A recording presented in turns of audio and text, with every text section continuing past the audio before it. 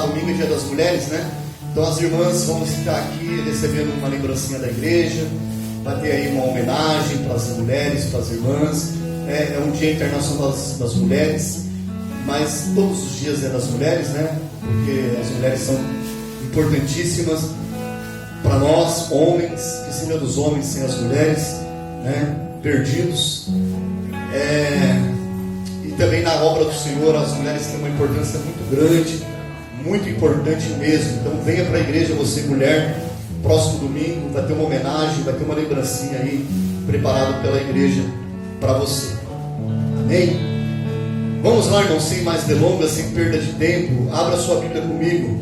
O livro que Paulo escreve à igreja de Roma, Romanos, capítulo de número 5. Nós vamos ler do verso 1 ao verso 11. Verso 1 ao verso 11. Ainda assim eu vou pedir para os irmãos lerem, tá bom? Vai jogar aqui, ó. A igreja toda acompanha lá. E o irmão que levantar a mão aí vai ler o versículo para me ajudar. Assim eu economizo a fala, a garganta. E todo mundo participa. Romanos, capítulo de número 5, verso 1 ao verso 11. Diz assim: sendo, pois, justificados pela fé, temos paz com Deus por nosso Senhor Jesus Cristo, pelo qual também temos entrada pela fé a esta graça, na qual estamos firmes e nos gloriamos na esperança da glória de Deus. E não somente isto, mas também nos gloriamos nas tribulações, sabendo que a tribulação produz a paciência, e a paciência produz a experiência, e a experiência a esperança. E a esperança não traz confusão, porquanto o amor de Deus está derramado em nosso coração pelo Espírito Santo que nos foi dado.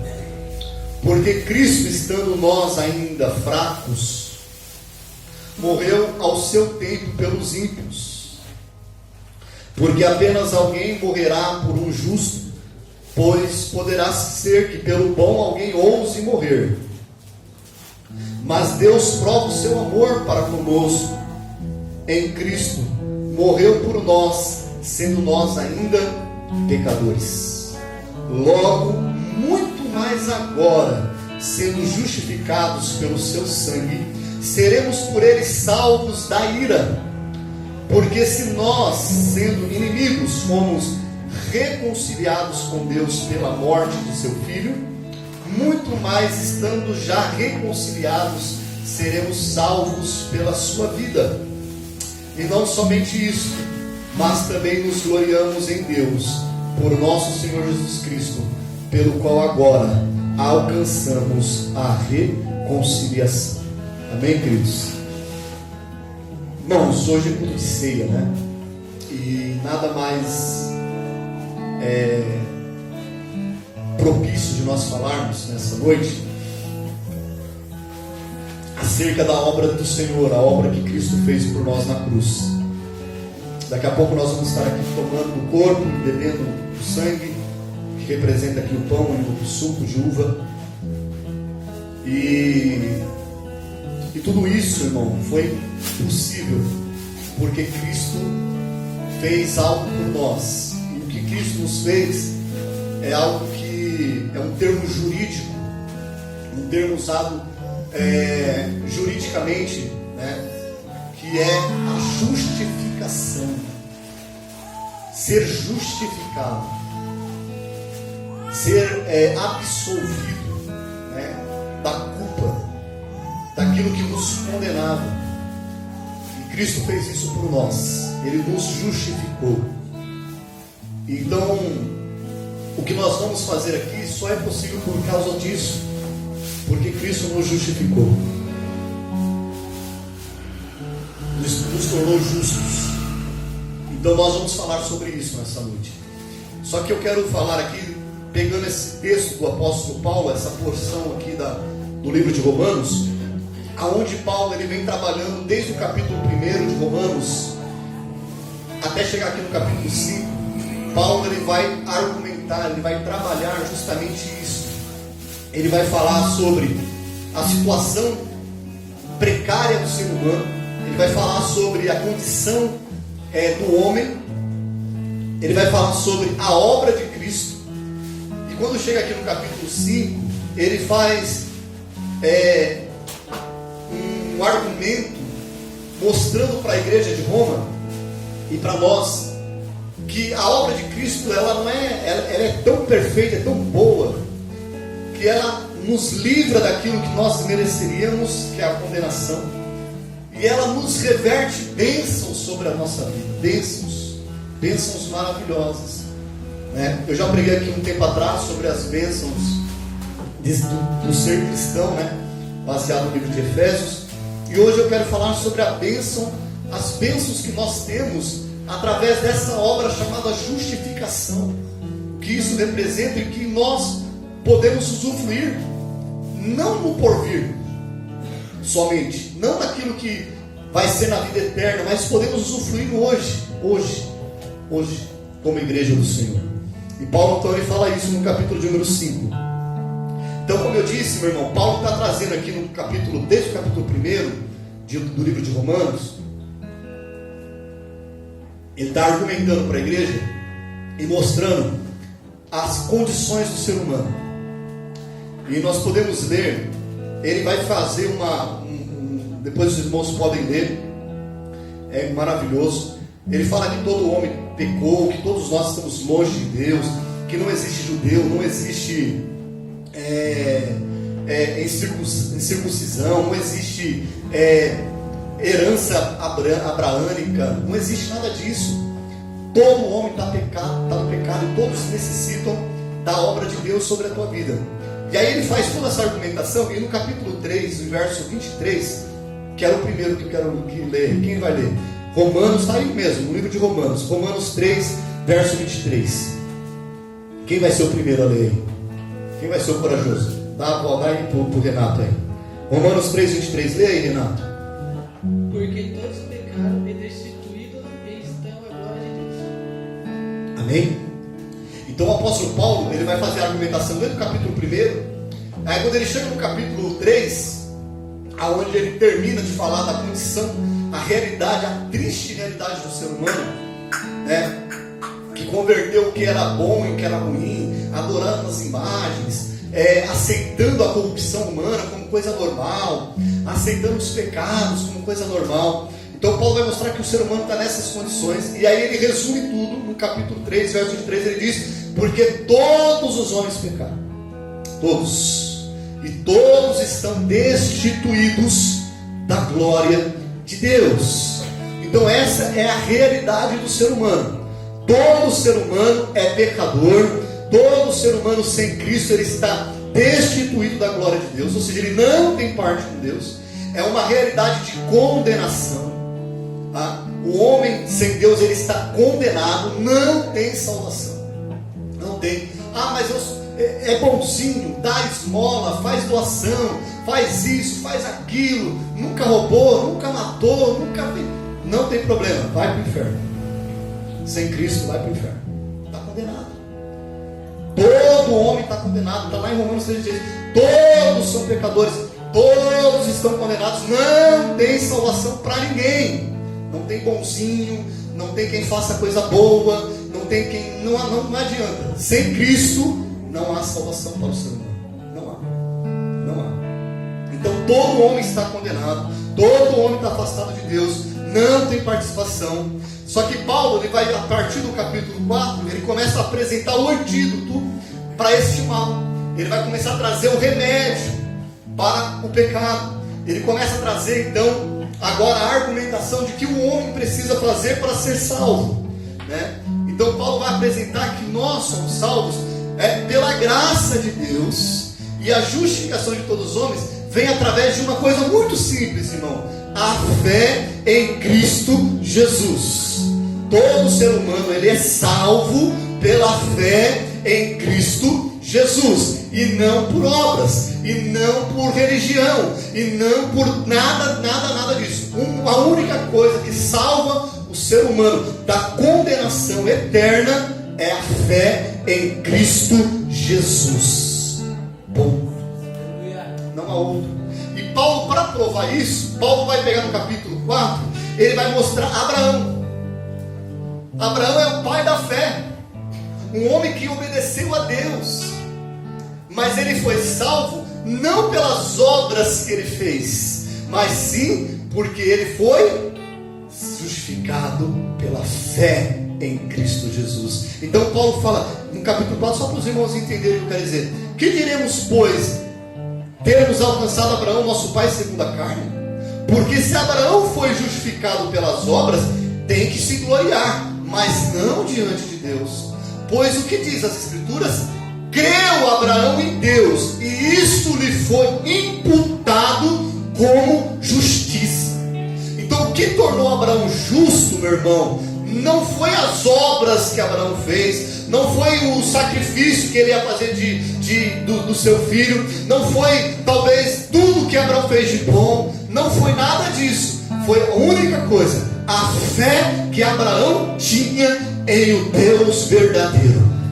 Então a salvação sempre foi pela fé, nunca foi pelas obras, nunca foi por religião, nunca foi por cumprir mandamentos. Não, foi sempre por crer e acreditar no Deus verdadeiro. E nós hoje temos que crer no Deus verdadeiro, e o nome dele é Jesus Cristo de Nazaré. Então tem milhares de pessoas lá fora, boazinhas, maravilhosas, sem Cristo está condenado ao inferno. É triste, mas é a verdade. É a verdade.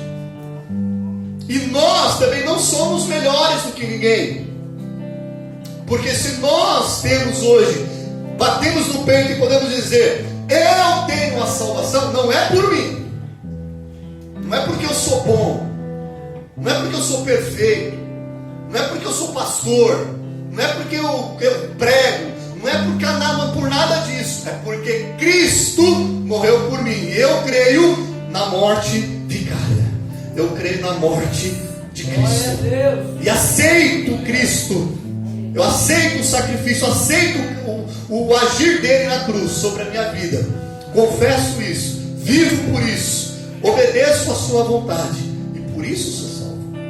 Não é porque eu sou bom, não, porque não sou, e nenhum de nós aqui somos. Pelo contrário, a Bíblia diz aqui, que todos nós estamos debaixo da mesma condenação. Se não for pela graça, se não for pela misericórdia e pelo amor de Cristo, todos nós é inferno sem choro e nem vela. Então nós vimos aí, Paulo então vai argumentar para os judeus, porque o judeu gostava de bater no peito: nós somos filhos de Abraão. Lembra aquela passagem que Jesus fala assim: vocês gostam de falar que vocês são filhos de Abraão? Se Deus quiser, Ele faz essas pedras aqui clamarem e serem filhos de Abraão também. Ninguém é salvo porque é filho de Abraão. Ninguém é salvo porque frequenta uma igreja. Ninguém é salvo porque frequenta uma religião. Ninguém é salvo por isso não, meu irmão. Você é salvo porque você crê em Jesus Cristo. E porque Cristo morreu na cruz por você.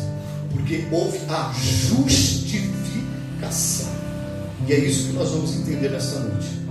Então, pastor, Paulo, nesse capítulo 5, Paulo vai nos apresentar as bênçãos que essa justificação traz a todos quantos creem em Cristo Jesus. A nossa justificação não é apenas uma garantia de que nós vamos para o céu, mas é também a fonte de bênçãos, irmão, tremendas, que nós podemos desfrutar aqui e agora. Aqui e agora. Então a justificação que Cristo fez por nós não é só a certeza que nós vamos para o céu, essa é a maior. Todo aquele que foi justificado por Cristo, o que espera ele é o céu, é a eternidade. É a eternidade. E não vem de você, já falei isso. Vem de Cristo. Mas, então, pastor, o que é a justificação? Eu falei que justificação é um termo jurídico, certo? Um termo jurídico. Então, para que os irmãos entendam de uma vez por todas, e guardem, fixem na sua cabeça, no seu coração, no seu entendimento, o que é ser justificado. Quando você for falar para alguém o que é justificação, você vai poder explicar. Imagine um tribunal. E ali tem você sentado na cadeira. E Deus vai te julgar. E mediante aquilo que Paulo escreve aqui em Romanos capítulo 3, ele vai argumentando até o capítulo 3. No capítulo 3 ele fala que todos estão destituídos da glória de Deus. A única coisa que você pode receber de Deus é um martelo dizendo: condenado, sem salvação. Não há mais o que fazer. Não tem argumentação, não tem como você se justificar diante de Deus. Nenhum homem vai chegar diante de Deus e se justificar. Ninguém vai poder fazer isso. Não tem como.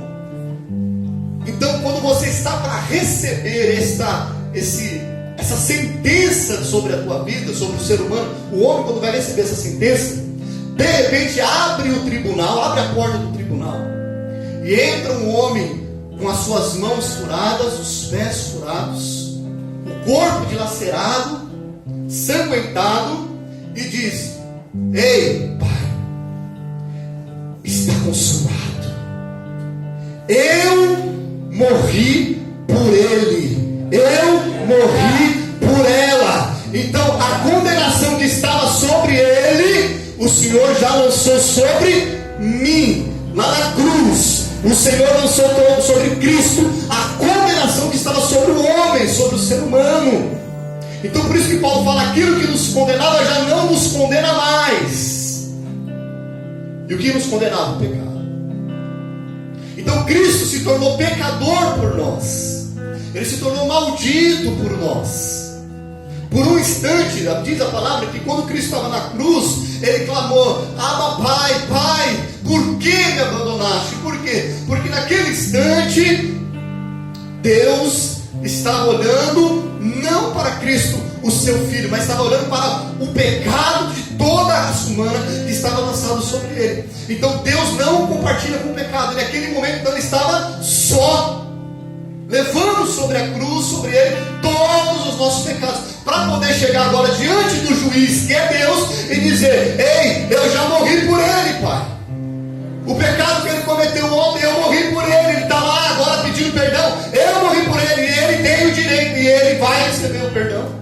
Porque diz a palavra que o nosso Senhor Jesus Cristo, ele é o nosso advogado, que está no céu e intercede todos os dias por nós.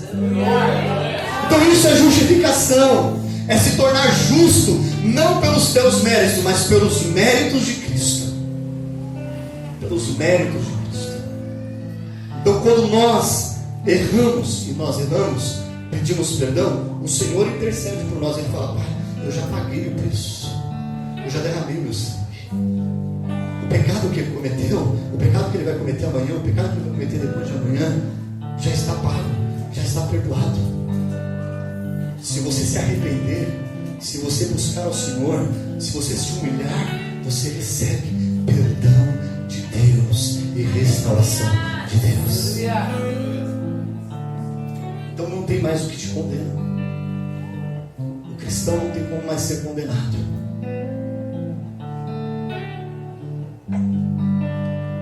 Então, pastor, eu posso viver do jeito que eu quero? Não estou dizendo isso. Quem é salvo vive conforme um salvo. E o salvo vive conforme a palavra. Mas toda vez que você errar, lembre que você já foi justificado. O sangue já foi derramado. Você já foi perdoado. Você não precisa mais ficar ouvindo o diabo falar na tua mente: não tem mais salvação para você, não tem mais jeito para você. Não, meu querido. Só existe um pecado que a Bíblia diz que não tem perdão, e é a blasfêmia contra o Espírito Santo. Só esse pecado que não tem perdão. Só que para uma pessoa cometer a blasfêmia do Espírito Santo, irmão, ela tem que estar consciente, sabendo exatamente o que está falando, e ela tem que negar a obra de Cristo e atribuir a obra de Cristo a Satanás. Isso é blasfemar contra o Espírito Santo. Aí para esse não tem mais salvação, porque o único que convence do pecado é o Espírito Santo de Deus. Ele está dizendo que ele não crê, que ele não recebe, e que ainda por cima ele diz que tudo isso não foi obra de Cristo, não foi obra de Deus, e sim obra do inimigo. Para esse já não tem mais salvação. Sabe quem fez isso? Os que condenaram Jesus. Para eles não tiveram salvação, porque enquanto Jesus estava sendo julgado, eles diziam: este expulsa os demônios pelo poder de Beelzebul. Isso é blasfêmia do Espírito Santo. Você está atribuindo a obra de Deus a Satanás. Isso é blasfêmia do Espírito Santo. Eles cuspiam e batiam em Jesus e falavam: este expulsa os demônios não pelo poder de Deus, não porque ele é filho de Deus, mas porque ele é um endemoniado. Ele faz isso pelo poder de Beelzebul. Então aquilo era uma blasfêmia com o Espírito Santo. Esse tipo de pecado não tem salvação. Mas para a pessoa cometer isso, ela já está totalmente desviada, totalmente perdida. Qualquer outro pecado, meu irmão, qualquer outro, tem perdão. Porque tem justificação. Porque Cristo morreu na cruz por você. Porque Cristo derramou o sangue dele pela sua vida. O adultério tem perdão. A prostituição tem perdão. O homicídio tem perdão. Todos os outros pecados, o maior pecado, o estupro, tem perdão. Qualquer pecado tem perdão, desde que haja arrependimento sincero. Então a justificação é isso. É a obra que Cristo fez, meu irmão. Você não precisa fazer mais nada. Você não precisa fazer nada a não ser adorar e servir a Ele. Não é nada. Não precisa, pastor, eu tenho que dar alguma coisa. Não precisa dar nada, a não ser o teu coração, a sua adoração, o seu amor, a sua vida a Cristo. Só isso. Eu tenho que andar a pé? Não tem que andar a pé para lugar nenhum. Tem que andar de joelho? Não. Tem que retalhar o corpo? Não. Não precisa, não precisa. Ele já morreu por você. Ele já morreu por você. E parece que é inútil pregar isso dentro da igreja, mas não é. Porque tem muito crente oprimido dentro da igreja, porque não crê na obra da justificação de Cristo sobre a vida do cristão.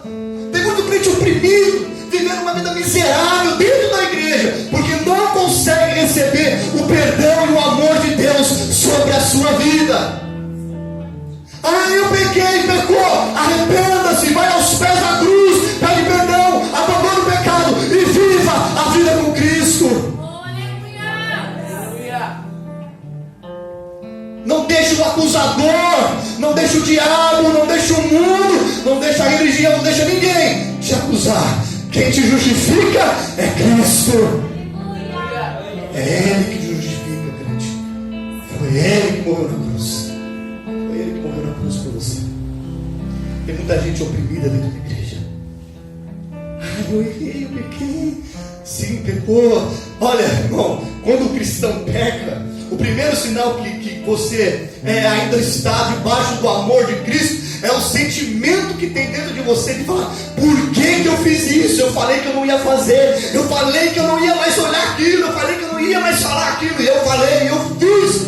Esse sentimento já é o Espírito Santo de Deus na tua vida, dizendo para você: arrependa-se, vai lá, pede perdão, Ele vai te perdoar. Ele te justificou. Para de se condenar. Quem nos condenará? Paulo diz: se Cristo é que morreu por nós, quem nos condenará, meu irmão? Quem? Dá para entender que essa obra, a justificação, é poderosíssima. Poderosíssima sobre a vida do crente, sobre a vida do cristão, sobre a vida da igreja. Sabe por quê? Vou começar a entrar agora aqui nas bênçãos. Verso 1, olha só o que Paulo diz aqui, ó. Sendo, pois, justificados pela fé, temos agora paz com Deus, por nosso Senhor Jesus Cristo. Abra sua Bíblia aí comigo em Romanos capítulo 5, mesmo verso 10. Quem vai ser o segundo a ler? E o terceiro já lê para mim em Romanos capítulo 8, verso 7. Então o segundo lê para mim Romanos capítulo 5, verso 10. Vamos revezar, irmão, vamos revezar. Vamos aí, todo mundo vai ler. E Romanos 8, 7. Quem vai ler? Levanta a mão aí. Renato, depois você lê, Renato. Deixa outro irmão ler, deixa outro irmão participar. Romanos 5, 10. 10. E é esse 5, 10, né? Isso, Romanos 5, 10.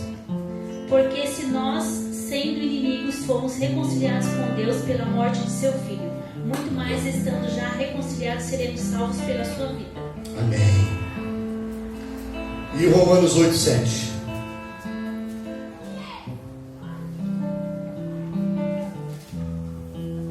Portanto,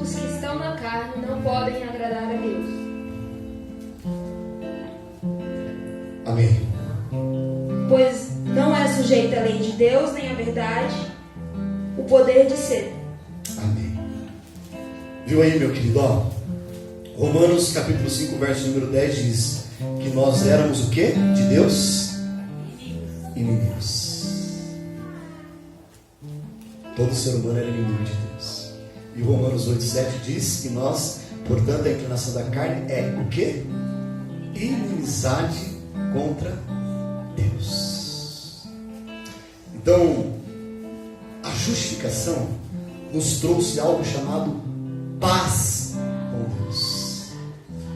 Todos os seres humanos sem Cristo são declarados inimigos de Deus. Inimigos de Deus. Sabe por que ele é inimigo de Deus? Porque ele não é capaz de cumprir a lei de Deus e nem de obedecer à vontade de Deus. Então ele é inimigo de Deus.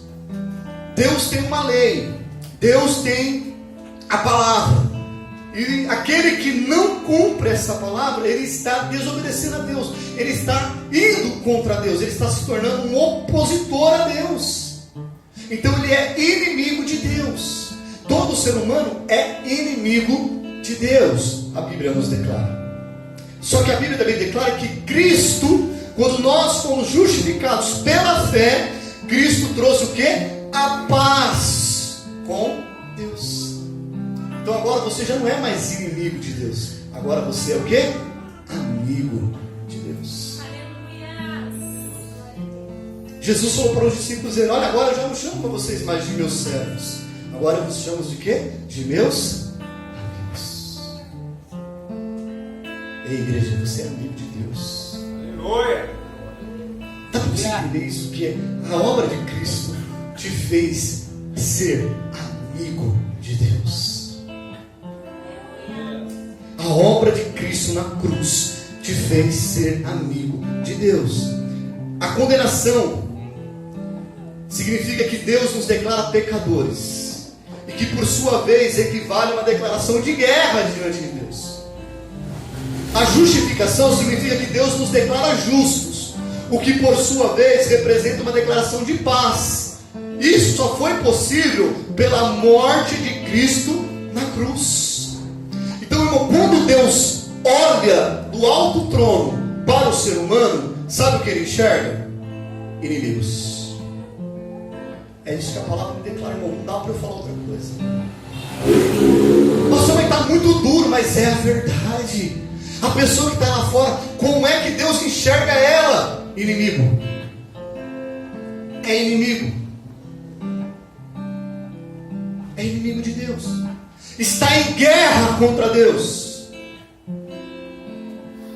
Essa teologia barata que nós estamos vivendo hoje, irmão, barata, de que não importa, que Deus ama todos, que Deus ama o ser humano para a salvação, mas enquanto o homem não aceitar a Cristo, ele permanece na condição de inimigo de Deus, e no final ele vai ser condenado. Vai ser condenado. Agora, quando nós estamos em Cristo, a justificação de Cristo nos trouxe paz, porque quando Cristo olha para você, crente, quando Cristo olha lá fora para as pessoas que não têm Cristo ainda, ele enxerga como inimigos de Deus, porque não cumprem a sua vontade. Quando ele olha para nós, ele enxerga a paz que Cristo conquistou na cruz. Ele enxerga o sangue do Cordeiro derramado sobre a minha e sobre a tua vida. É isso que aplaca a ira de Deus sobre o ser humano, sobre nós. Então, quando Deus olha para a minha vida, ele enxerga a paz que Cristo conquistou lá na cruz sobre a minha vida. Eu tenho a paz de Cristo sobre mim. Você tem a paz de Cristo. Por que quando nós chegamos na igreja nós falamos a paz do Senhor, irmão? A paz do Senhor, irmão. Sabe por quê? Porque nós temos a paz. Nós não somos mais inimigos. Isso não é um cumprimento tipo assim, e aí, mano, beleza? Não. Você está declarando: eu sou, pois, possuidor da paz de Deus sobre a minha vida, e eu transmito a minha paz sobre você, a paz de Cristo Cristo, meu irmão. Se a pessoa recebe, amém. Se ela não recebe, a paz volta para você. Porque você tem a paz de Deus sobre a tua vida. Houve uma pacificação, irmão. A guerra que existia entre o homem e Deus acabou quando Cristo morreu na cruz. Então todo ser humano que está longe de Cristo, ele está em guerra contra Deus. E ele precisa se reconciliar com Deus.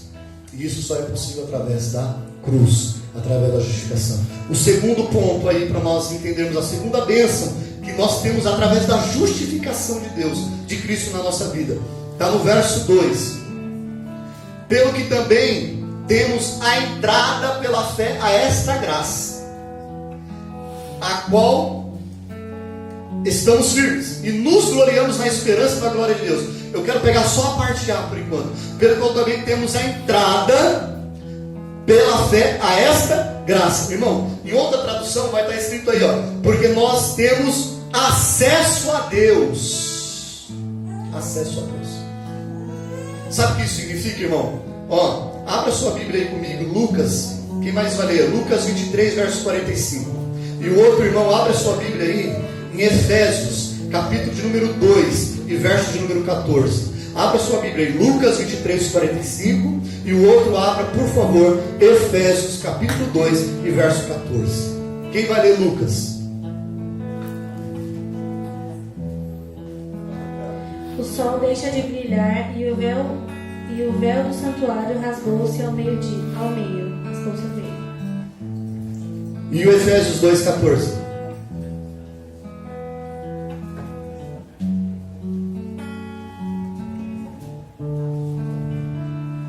Porque ele é a nossa paz, o qual de ambos os povos fez um, e derribando a parede de separação que estava no meio.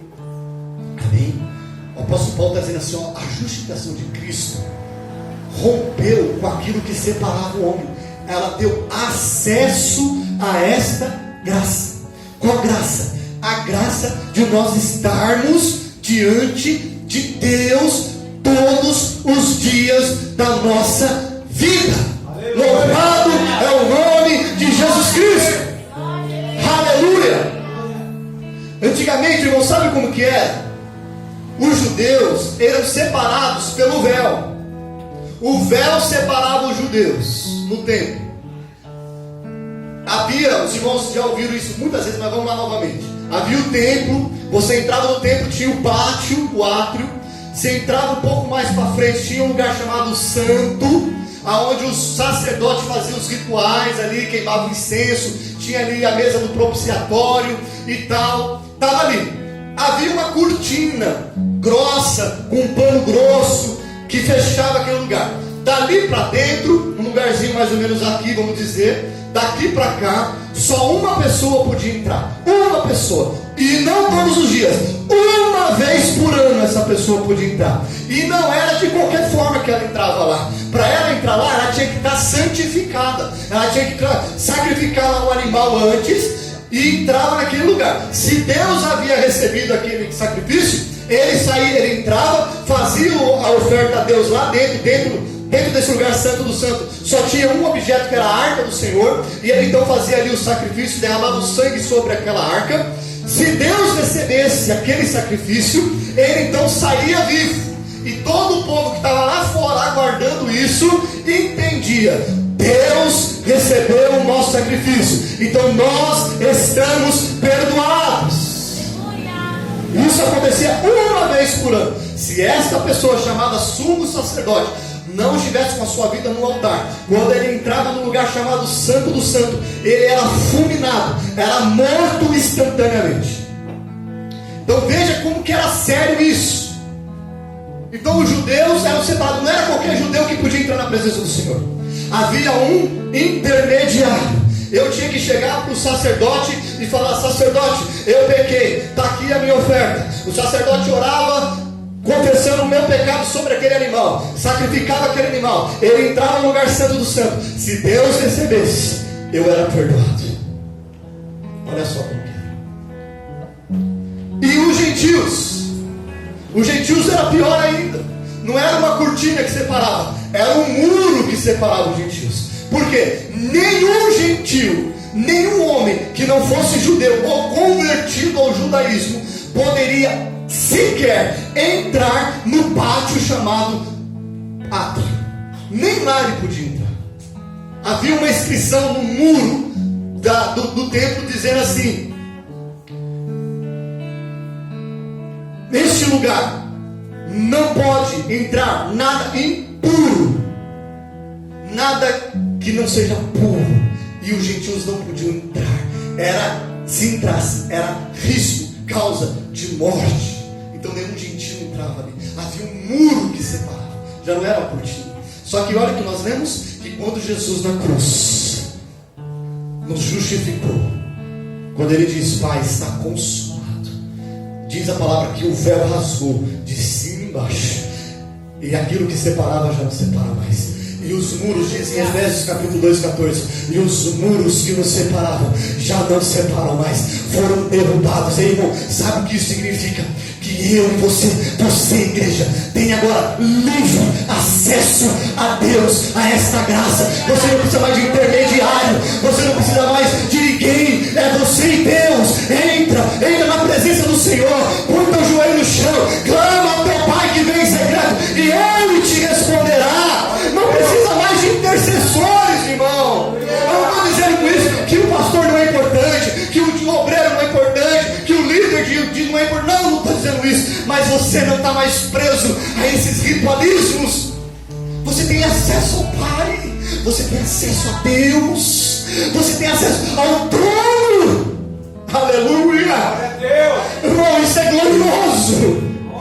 Quantas pessoas chegavam diante daquele templo e falavam: eu queria ter a oportunidade de entrar neste lugar. Quantos homens desejavam entrar no lugar chamado Santo dos Santos? Ei, irmão, e hoje eu e você podemos entrar no lugar Santo dos Santos. Pastor, aonde é o lugar Santo dos Santos? O teu joelho, irmão, a tua boca, o teu coração. Louvado o nome do Senhor. Não precisa de parede, não precisa de igreja, não precisa de instrumento, não precisa de microfone, não. É você e Deus. Aleluia.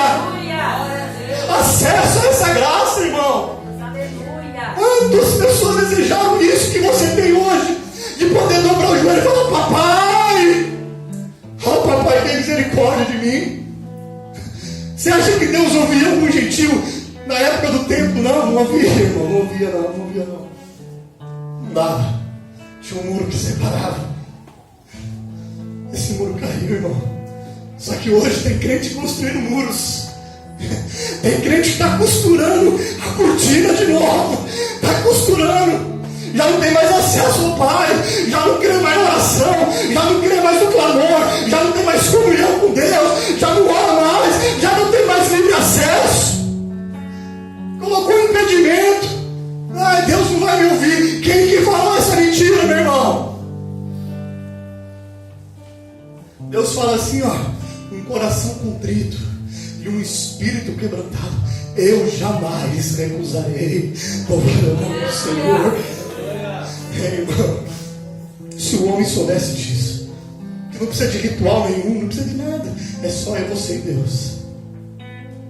O que nós fazemos aqui faz parte, é determinação do Senhor, se reunir. Paulo vai falar lá em Hebreus capítulo 10, verso 25: não façais como alguns que não congregam. Não, nós temos que congregar, temos que estar juntos. Mas sabe para quê? Para que a minha fé possa contagiar a sua, para que a sua fé me contagie, para que eu possa chegar aqui e dizer: irmão, eu estava passando por isso, por aquilo, mas Deus me ouviu. Aleluia. Deus é bom, mas não é isso aqui que faz Deus vir na minha vida, não, irmão. Não é essa coisa toda que faz a presença de Deus vir sobre mim, não. É meu relacionamento com Ele, porque tem livre acesso, não tem nada mais que impeça. Eu não preciso sentir Deus só na quarta, na sexta e no domingo, não. Eu posso sentir Deus no sábado, na segunda, na terça, na quarta, todos os dias, todos os momentos, a cada segundo, porque o acesso está livre. Não tem nada impedindo. Sabe quem está impedindo? Eu e você. Vamos lá, tijolinho por tijolinho, estamos construindo os muros. Ah não, Deus não ouve não. Ah, Deus não vai me ouvir não, porque eu falei coisa que não podia falar hoje. hoje. Ah não, Deus não vai me ouvir não, porque eu pensei coisa que eu não podia pensar. Ah, Deus não vai me ouvir não, porque isso. Ah, Deus não vai me ouvir porque não sei o que. Ah, irmão, pelo amor de Deus. Tem igreja, irmão. Eu não vou falar o nome, mas você vai saber. Tem igreja aí que diz para as mulheres que elas não podem orar com a cabeça descoberta. Isso é pecado. E eu já vi isso acontecer. Ninguém me contou não. Eu já vi. Uma pessoa chegou, ei, ora por mim. No meio da rua. E a pessoa, eu não posso orar por você. Por quê? Porque eu estou sem o meu véu. Eu não posso orar de cabeça descoberta. Porque é pecado. Irmão, está construindo um muro de novo. Está costurando. A pessoa estava ali, ó, ei, ora por mim. Eu não posso.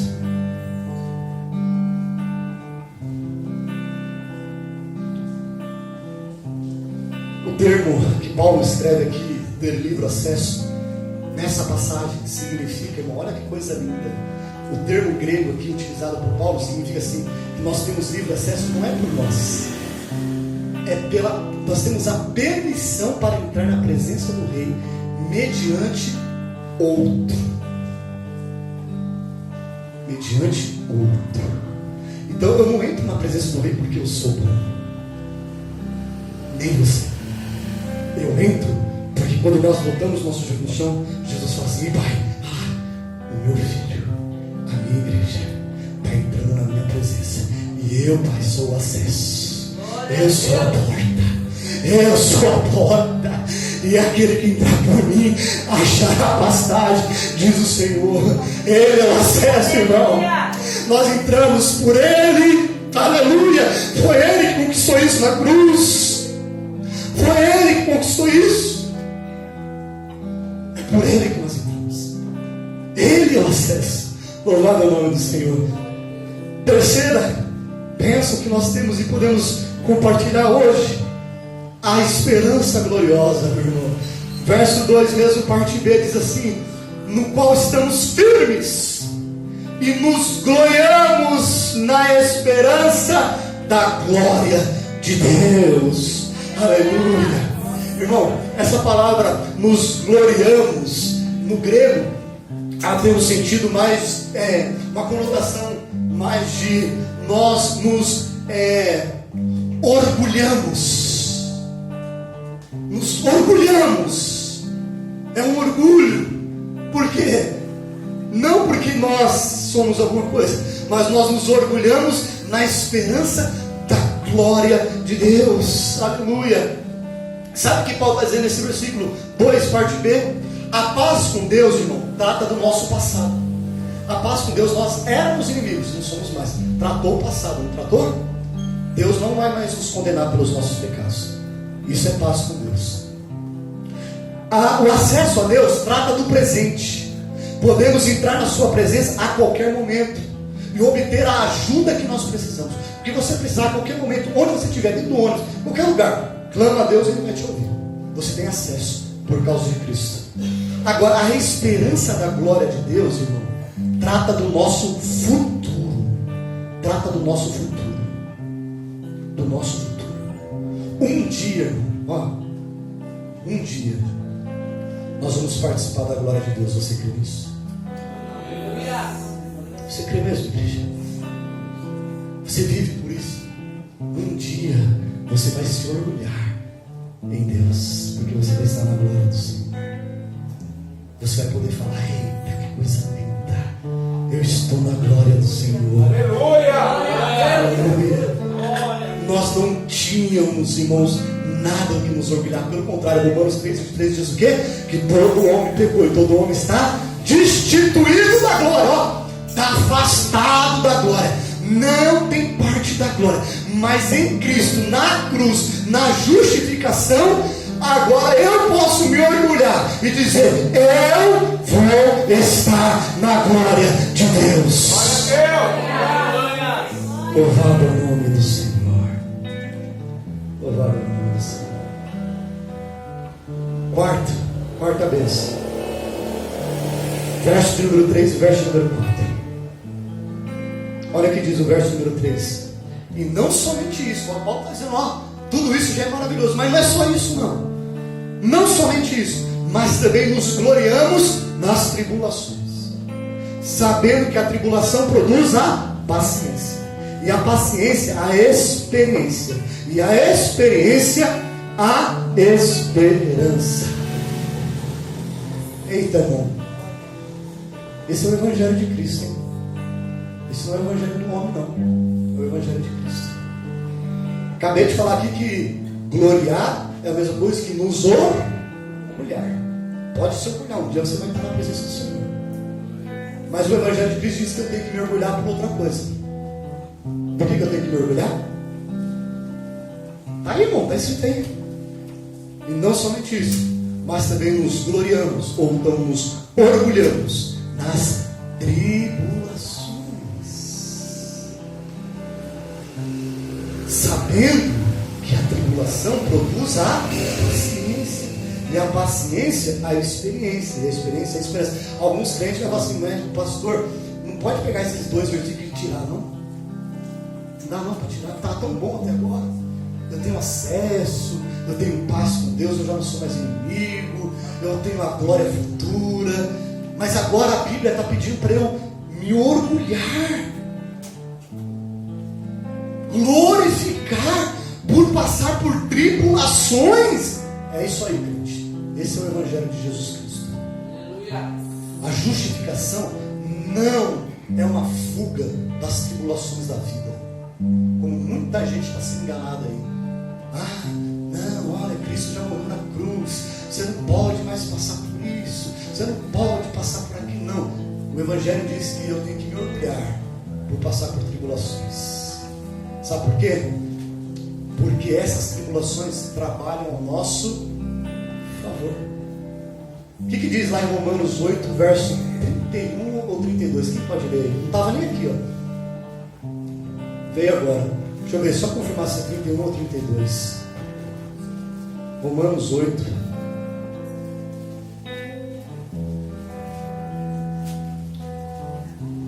Não, é 28, nem 31 nem 32, é 28. Romanos 8, 28. Quem pode ler? Pois agora sabemos que todas as coisas trabalham juntas para o bem daqueles que amam a Deus, daqueles a quem Ele chamou de acordo com o seu plano. Olha, sabemos agora que todas as coisas trabalham para o bem daqueles que amam a Deus. Você ama a Deus? Primeira pergunta que você tem que responder para você: eu amo a Deus? Se a resposta for sim, então todas as coisas cooperam, trabalham para o seu bem. Todas as coisas. Mas pastor, a enfermidade trabalha para o teu bem. Pastor, como assim? Primeiro, quando nós estamos enfermos, nós oramos mais, nos tornamos mais crentes. Começa por aí, já está trabalhando ao seu bem. Deus vai te ver mais. Porque às vezes o papai está com saudade, né? O crente não, meu Deus, eu vou ter que mandar uma gripe para ir lá para ver se ele vem orar. E faz tempo que ele não ora, né? Aí pega uma gripe, o crente ora. Aí o papai fala, opa, cooperou, funcionou, está dando certo. Parece brincadeira, mas não é brincadeira não. Todas as coisas. Como que a doença pode cooperar para o meu bem, pastor? Eu já dei um testemunho aqui de um pastor amigo meu, que um dia eu quero trazer ele aqui para ele poder pregar. E se Deus tocar o coração dele, ele vai falar. O homem tinha uma doença na coluna que não curava, orava e nada. Vai passar pela cirurgia, vai entrar na faca. Foi para a faca. Foi lá para o hospital na faca. Estava lá, internado lá. 3 e pouco da manhã, Deus acorda ele. Acorda. Na UTI, olha para o lado. Ele olhou. Tinha um rapaz lá, tinha sido baleado. E ele falou assim, ei, você já ouviu falar de Jesus? O rapaz lá, não. Sabe do plano de salvação para a tua vida? Não. Então deixa eu te falar. E ele começou a falar justamente isso aqui, ó. Jesus Cristo morreu na cruz para te perdoar dos seus pecados, para te salvar, para te dar uma vida nova. E começou a pregar. Ele falou que pregou uma meia hora, 40 minutos. E ele falou assim, ei, qual que é o seu nome? O rapaz falou, quer aceitar Jesus como teu salvador? Ele falou, eu quero. Então faz essa oração comigo. Fez a oração. Ele virou para o lado e dormiu. Ele não estava conseguindo dormir de dor. Ele fez isso, dormiu. Quando ele acordou, 6 e pouco, 7 horas da manhã, que ele olha para o lado, a cama vazia. E ele chama a enfermeira e pergunta: cadê o rapaz que estava aqui? Infelizmente, ele faleceu. Aí eu te pergunto, irmão, Deus precisou levar ele lá para o hospital para pregar para uma alma. E aquela alma aceitou Jesus. Naquele dia morreu. E eu tenho certeza que aquele homem está na presença do Senhor. Todas as coisas cooperam para o bem. O que eu preciso fazer? Aceitar a vontade de Deus sobre a vida. Todas as coisas cooperam para o bem. A perseguição da igreja, irmão. Jesus falou para os discípulos assim: filhos, ficai em Jerusalém, até que do alto seja revestido com o poder do Espírito Santo. Positivo. 50 dias depois, vem o Pentecoste, desce, ser batizado do Espírito Santo e tal. E aí ele falou o quê? Depois vocês vão para todas as partes do mundo, ide para todos os lugares, e pregar, e batizar, e fazer discípulos. Não foi isso que Jesus falou? Os discípulos estão lá de boa, lá em Jerusalém. Jesus falou: eu preciso mover essa igreja aqui, rapaz. O que eu vou fazer? Eu preciso mover, eles não estão entendendo o que eu falei para eles irem. Era só assim, era só ter ser revestido. Já foi revestido, agora vai. Aí o que Deus fez? A Bíblia fala, está lá em Atos, irmão. A perseguição, a igreja começou a ser perseguida.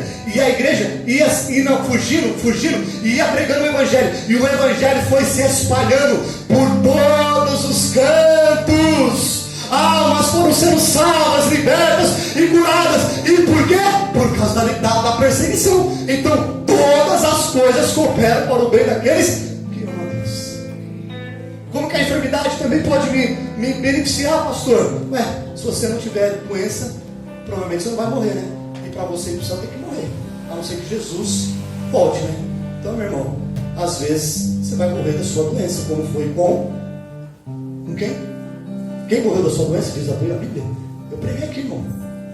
Quem foi o profeta que morreu da sua doença? Está lá, claro, nítido. Para esses que gostam de dizer que crente não pode passar por enfermidade, está lá, um profeta de Deus morreu da sua doença. Qual o nome dele? Eliseu. Morreu da sua doença. Irmão, todas as coisas cooperam para o bem. Eu podia te falar de tanta coisa aqui. Mas o sofrimento, ele não nos separa de Deus, irmão. Olha, entenda uma coisa: o crente verdadeiro, nada separa ele de Deus. Abra sua Bíblia aqui, vai ler agora Romanos 8, 35 ao 39.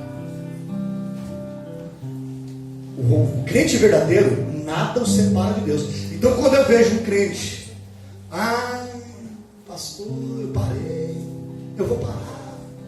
Por quê, irmão? Porque está difícil, está complicado, está muita luta. Esse aí não é crente verdadeiro, não. Porque olha o que Paulo diz aí em Romanos 8, 35, 39 aí. Quem vai ler? Romanos 8, 35, 39. Quem nos separará do amor de Cristo? A tribulação, ou a angústia, ou a perseguição, ou a fome, ou a nudez, ou o perigo, ou a espada? Como está escrito: por amor de ti somos entregues à morte todo dia. Fomos reputados como ovelha para o matadouro. Mas em todas as coisas somos mais do que vencedores por aquele que nos amou. Porque estou certo de que nem a morte, nem a vida, nem os anjos, nem os principados, e nem as potestades, nem o presente, nem o porvir poderá nos separar do amor de Cristo. Aí eu te pergunto, crente, o que te separará do amor de Cristo? Paulo já deu todas as listas aí, não tem desculpa mais.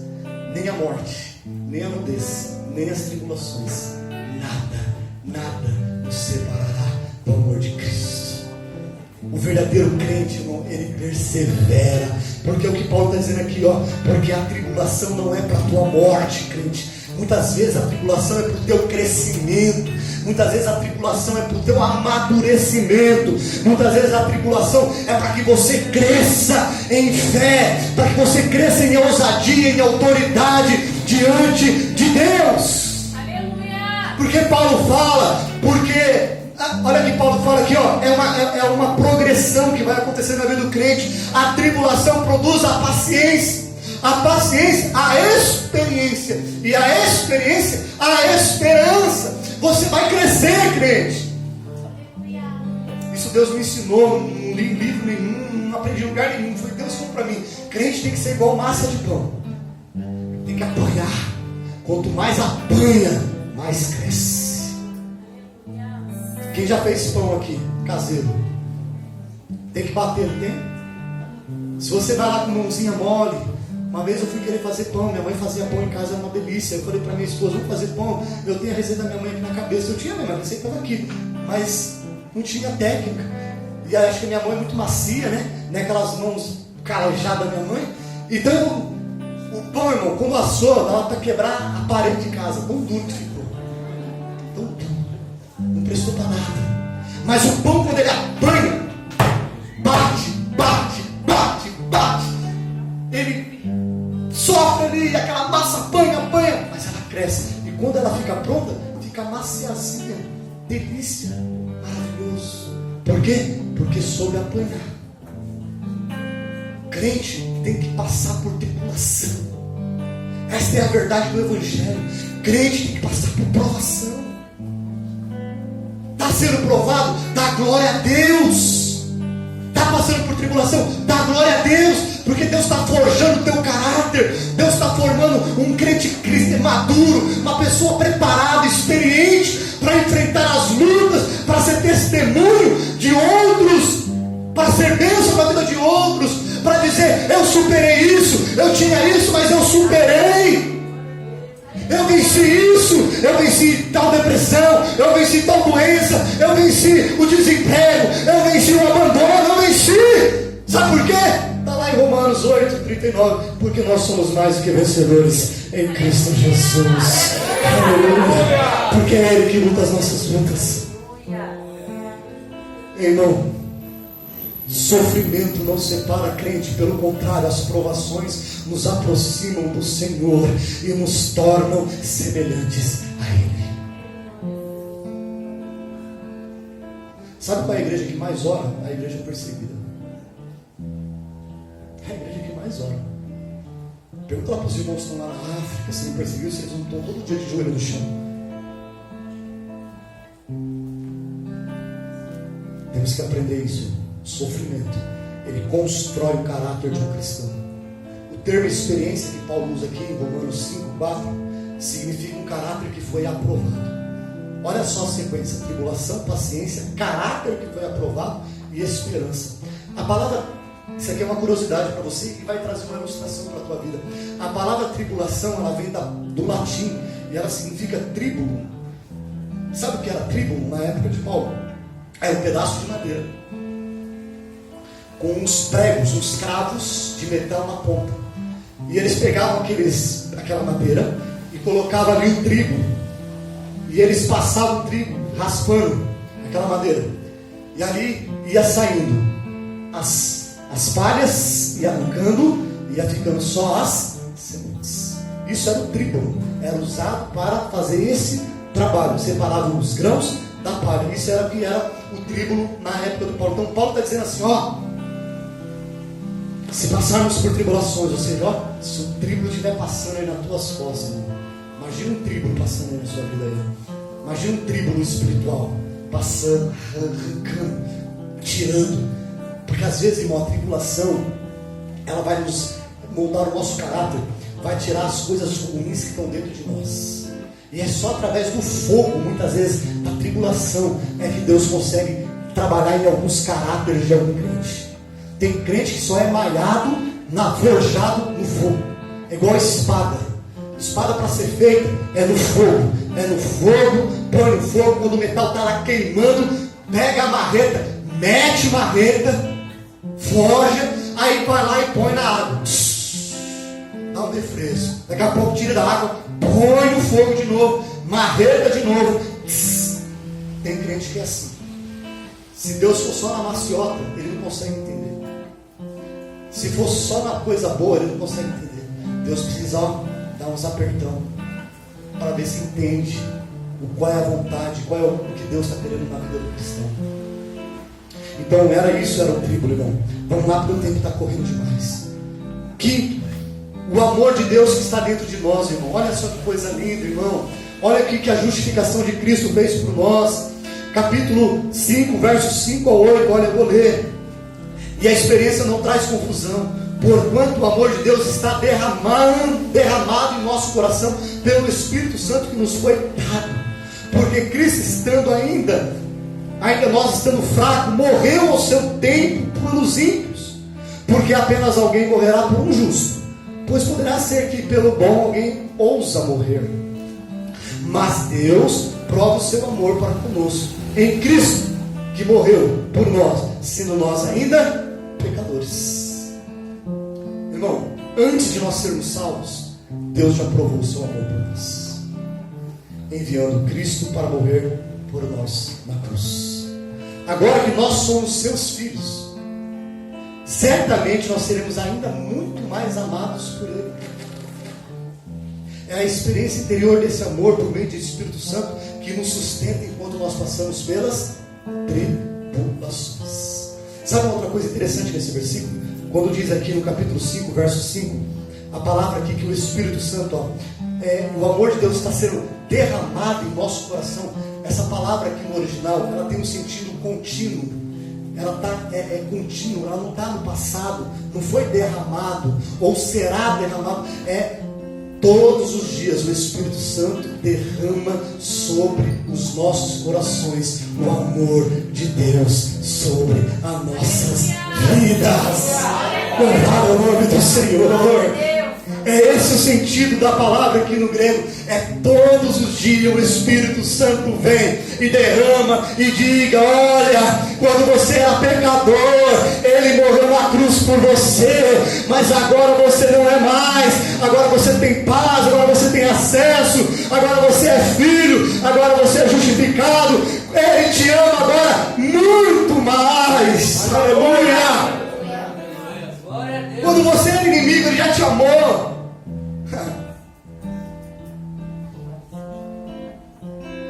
A Bíblia diz que não fomos nós que amamos a Deus, mas Ele nos amou primeiro. E a Bíblia diz que não fomos nós que escolhemos Ele, mas Ele nos escolheu. Ei, pastor, então quer dizer que quando eu estava lá no lixo, Ele te amou lá.